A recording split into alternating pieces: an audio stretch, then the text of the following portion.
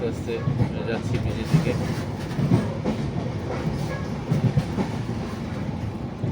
এটা পোষ্য খাবার এখানে।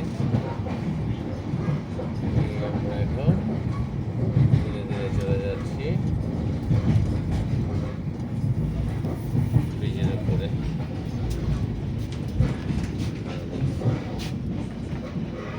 ভাই আসসালামু আলাইকুম ভাই। জি ভাই, কই আপনার ফোন করা তো আসেনি, আপনার তো জিনিস আসেনি তো। যাচ্ছি সামনে একটি স্টেশন, হ্যাঁ, আশরাফ কর্মচারী আছে। সম্ভবত জংশন। শোনেন, ওর গাড়ি শুধু স্টেশনটির নাম আশরাফ কর্মচারী, ওর নাম তো এখানে বলবো। ঈশ্বরী ঢুকতেছে ভাই, দেরি হবে, গাড়ি লেট হবে, গাড়ি লেট হবে। ওই যে সামনে ব্রিজে ব্লক দিয়েছিল, সব গাড়ি রাত 4টা থেকে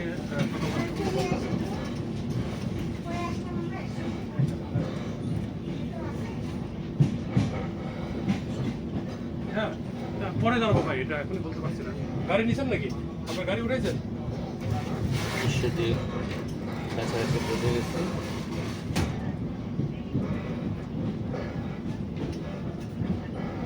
সম্ভবত আমাদের স্টেশনটি ঈশ্বরদী জংশন, রেলওয়ে জংশন।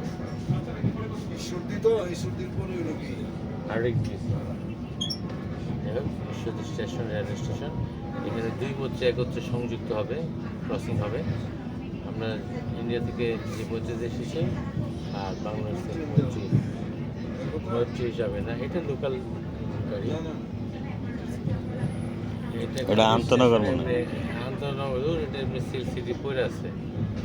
এখন আমরা আরেকটা ট্রেন দেখবো, যে বাংলাদেশের ট্রেন, ঈশ্বরদী জংশন। বাংলাদেশের ট্রেন এখন যাবে ওই পাশ দিয়ে, বাংলাদেশের ট্রেন যাবে ওই পাশ দিয়ে। দুইটা ট্রেন, আমরা কলকাতা থেকে ঢাকা আসছি এবং ঢাকা থেকে যারা কলকাতা যাচ্ছে আমাদের ডান দিক থেকে ওই ট্রেনটা যাবে। কিছুক্ষণ স্টপ করে রাখেন, ওই পাশ দিয়ে যাবে পাবনা ঈশ্বরদী। যাই তো বসছে মোটামুটি ঈশ্বরদী।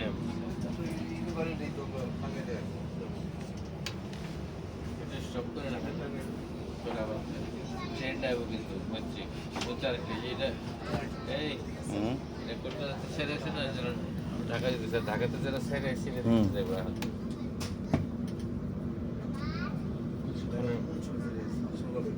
সকালে 6টায় পকো পকো পকো ওই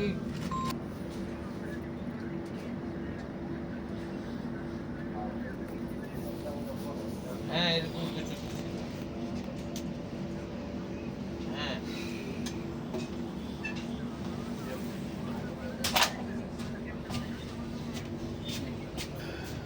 তারে দৈরা আনতে পারবি, সে তো আসে এখান থেকে।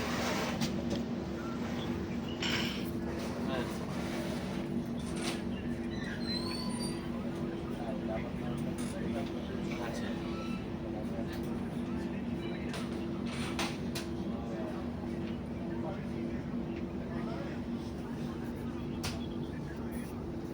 4 ঘন্টা বন্ধ থেকে আস।